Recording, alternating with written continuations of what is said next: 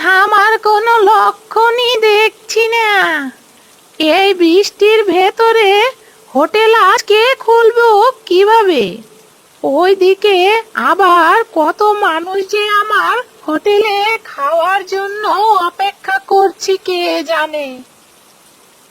না বাবা না, আমার আর এই বৃষ্টির জন্য অপেক্ষা করা একদমই ঠিক হবে না।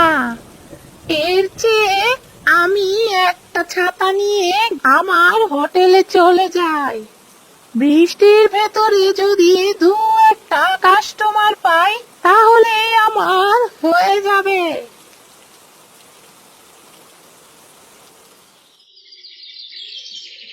এই রে, ঘর থেকে বের হতে না হতেই বৃষ্টি থেমে গেল দেখছি।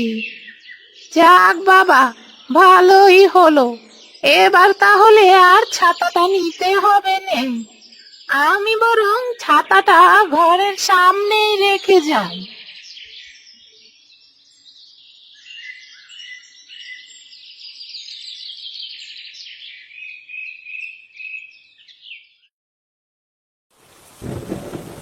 এই যা, আবার যে বৃষ্টি শুরু হয়ে গেল। কেন যে ছাতাটা বাসায় ফেলে আসলুম? এই তো একটু আগেই বৃষ্টিটা থেমে গেছিল, এখন যে আবার কেন নামতে গেল? ধুর, আমি তো এখন একেবারেই ভিজে যাব। আরে বাহ, রাস্তার পাশে এই বৃষ্টির দিনে তো বেশ বড় বড় কচু গাছ হয়েছে। এত বড় কচু গাছ তো আমি আগে কখনো দেখিনি। যাক বাবা, ভালোই হলো। এখন দুটো কচু পাতা ছিঁড়ে মাথায় দেই, এতে করে তাহলে আর বৃষ্টিতে ভিজতে হবে না।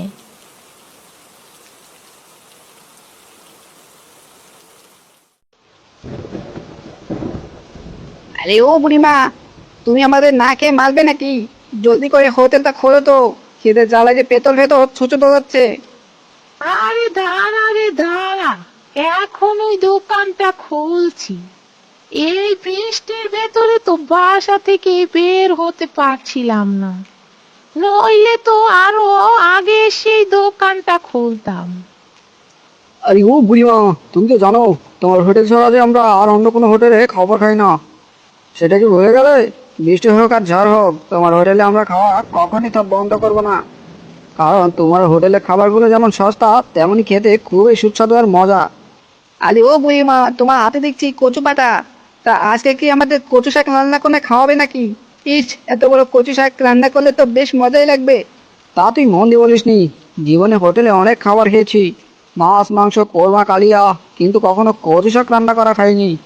বুড়িমা, আজ তুমি এই কচু শাক আমাদের রান্না করে খাওয়াবে নাকি?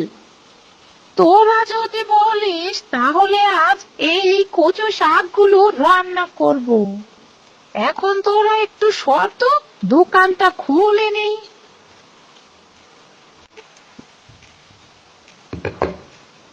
এই যে নে তোদের খাবার।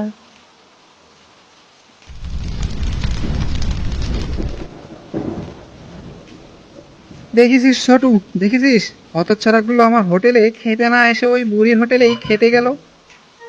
কি এমন হতো এই বৃষ্টির ভেতরে আমার হোটেলে খেতে আসলে? দাম না হয় একটু কমিয়ে রাখতাম। যত সব হতচ্ছাড়ার দল। ওস্তাদ, বুড়িমার হাতের রান্না কিন্তু খুবই সুস্বাদু আর মজার। সে কারণে তো প্রতিদিন ওই বুড়িমার হোটেলে অনেক লোকেরাই খেতে আসে। আর আমাদের হোটেলের সামনে তো ভুলেও কেউ আসে না। এ বুড়ির জন্য দেখি আমাকে ব্যবসা বাণিজ্য গুটিয়ে এই গ্রাম ছেড়ে পালাতে হবে। না বাবা না, আমি অত সহজে ছাড়ার পাত্র না। আমাকে যে করে হোক কিছু একটা এখনই করতে হবে, নইলে কোন দিন যে এই বুড়ির জন্য আমার ব্যবসা লাটে উঠে যাবে বুঝতেই পারবো না।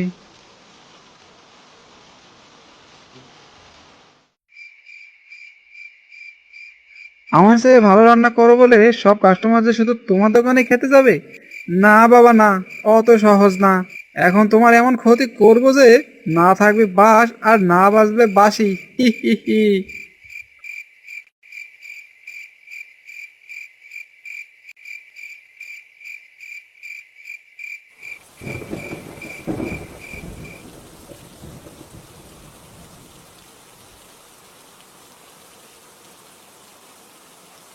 এই রে, আজও দেখছি খুব ঝড় উঠেছে। এই ঝড়ে আমার ভাতের হোটেলটার কোনো ক্ষতি না হলেই বাঁচি। ভাতের হোটেলটা যে আমার একমাত্র রোজগারের পথ। এই পথ বন্ধ হয়ে গেলে যে আমি না খেতে পেয়ে মরে যাব। না না, রাতের ঝড়ের সময় এসব দুশ্চিন্তা করা ঠিক নয়। আমি বরং ঘুমিয়ে পড়ি, যা হবার তা সকাল হলেই দেখতে পাবো।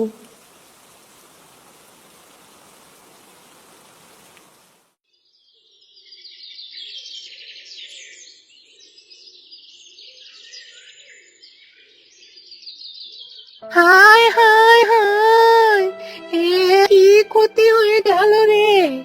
ঝড়ের রাতে যে আমার পুরো ভাতের হোটেলটা ভেঙে ফেললো রে।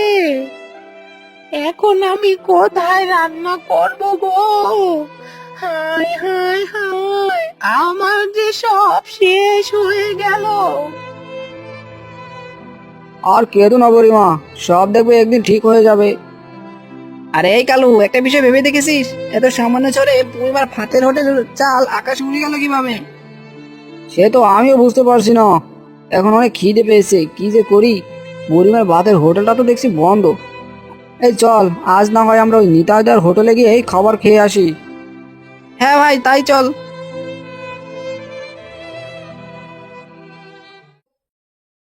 ওরে ছোটু, আমার বুদ্ধি কাজে দিয়েছে রে। হি হি হি, দেখ দেখ, কাস্টমারের দল কিভাবে আমার হোটেলে খেতে আসছে। হি হি হি। চল চল, আমরা এই সুযোগে সব খাবারের দাম বাড়িয়ে দেই। হি হি হি।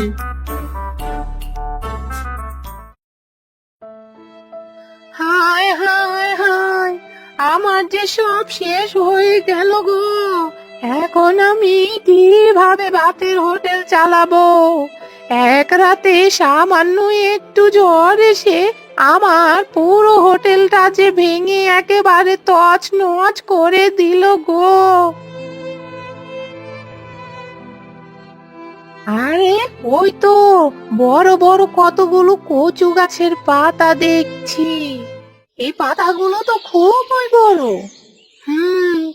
আমি এই পাতাগুলো দিয়ে যদি ভাতের হোটেলের চাল বানাই, তাহলে তো বৃষ্টির পানি আর আমার হোটেলে পড়বে না। যাই, কাজে লেগে পড়ি। আর দেরি না করে কতগুলো বড় বড় দেখে কচু গাছের পাতা দিয়ে হোটেলের চালটা বানিয়ে ফেলি।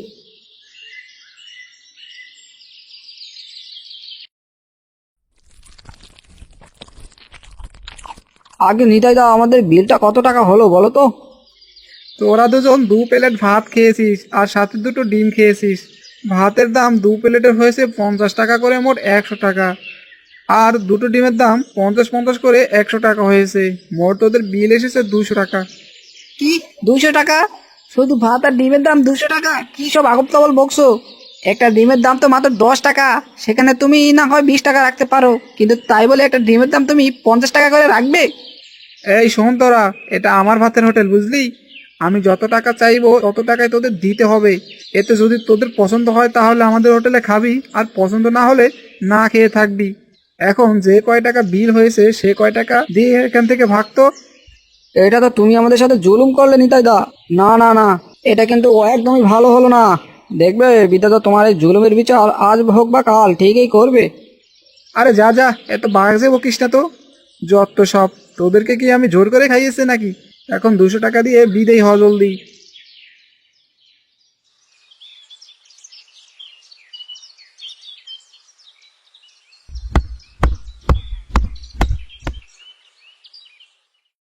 এই তো, এবার আমার কচু পাতার ভাতের হোটেল হয়ে গেছে।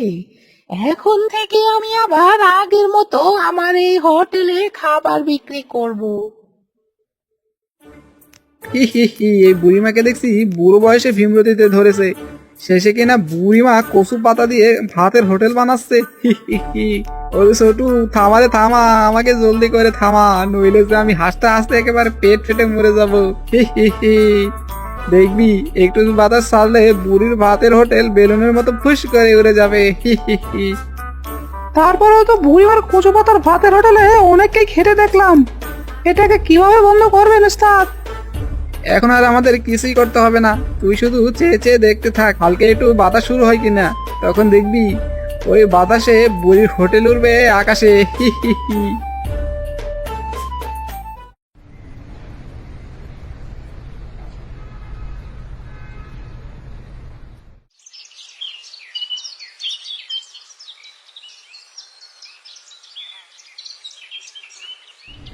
ভাগ্যিস বুড়িমা আবার কচু পাতা দিয়ে হোটেলটা চালু করেছিল, নয়তো ওই দুষ্টু নিতাইয়ের কাছ থেকে আমাদের বেশি দামে খাবার কিনে খেতে হতো। হ্যাঁ রে কালু, তুই ঠিক কথাই বলেছিস। আজ বুড়িমা না থাকলে দেখতি আমাদের পকেট থেকে ওই নিতাই অনেক টাকাই কেটে নিয়ে যেত। আরে ছোটু, এ কি, আমাদের হোটেলে তো কোনো লোকই খেতে আসছে না, সব লোক তো দেখছি ওই বুড়ির কচু পাতার হোটেলেই খেতে যাচ্ছে। না না না না, এভাবে তো বুড়িটাকে আর চলতে দেওয়া যায় না। ওস্তাদ, আপনি তো বলেছিলেন একটু বাতাসে নাকি পুরীর হোটেল উঠবে আকাশে, কই এখন তো দেখছি আমাদের ব্যবসায় আকাশে উঠে গেছে। আরে চুপ কর তুই, আজ যে করেই হোক ওই বুড়িটাকে আমাকে থামাতেই হবে। তুই শুধু দেখতে থাক, আর আজ রাতেই দেখতে পাবি বুড়ির ওই কচু পাতার হোটেল আমি আকাশেই উড়িয়ে দেব। হি হি হি। এরপরে বুড়ির ওই কচু পাতার হোটেলে কিভাবে খাবার বিক্রি করে সেটাই আমি দেখবো। হি হি হি।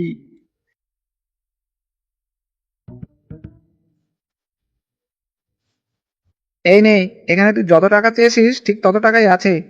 যদি তুই কাজটা ঠিকঠাক মতো করতে পারিস তাহলে তোকে আমি আরো কিছু টাকা বকশিয়ে দেবো, বুঝলি? আগে ঠিক আছে রাজামশাই, আপনি যেভাবে বলছেন ঠিক সেভাবেই কাজটা করে দেব। আরে এই হতচ্ছাড়া, আমি আবার রাজামশাই হলাম কি করে? আমি তো তোর নিতাইদা। মদ খেয়ে দেখছি সব উল্টো পাল্টা বকছিস। বলছি কি, কাজটা তুই ঠিকঠাক মতো করতে পারবি তো? আগে হ্যাঁ নিতাইদা, তুমি একদম চিন্তা করো না, তোমার কাজ আমি ঠিকঠাক মতোই করে দেব।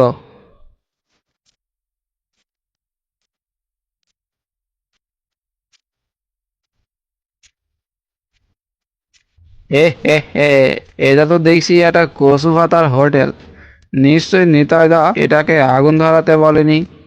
আরে ওই তো একটা সুন্দর হোটেল দেখতে পাচ্ছি। বাহ, কতই না সুন্দর দেখা যাচ্ছে হোটেলটা। হ্যাঁ, ওই হোটেলটাই নিতাদা আগুন জ্বালিয়ে দিতে বলেছে। যাই, আর দেরি না করে ওই হোটেলটা আগুন জ্বালিয়ে দেই। হে হে হে।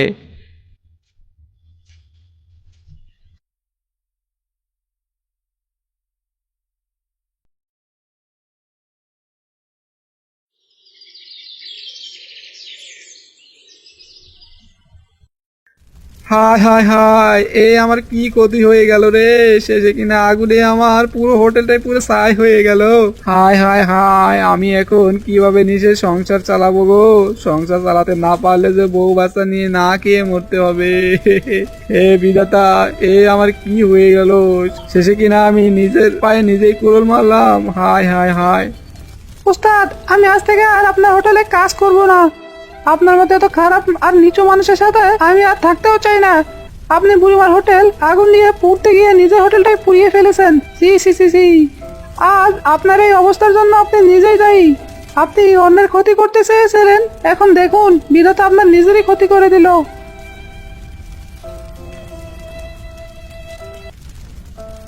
থাক নিতাই, যা হবার ছিল তা হয়ে গেছে, এই নিয়ে তুই আর কান্না করিস নে। যেহেতু তোর এখন কোনো কাজ কাম নেই, সেহেতু তুই যদি চাস তাহলে আজ থেকেই তুই আমার এই কচু পাতার হোটেলে কাজ করতে পারিস।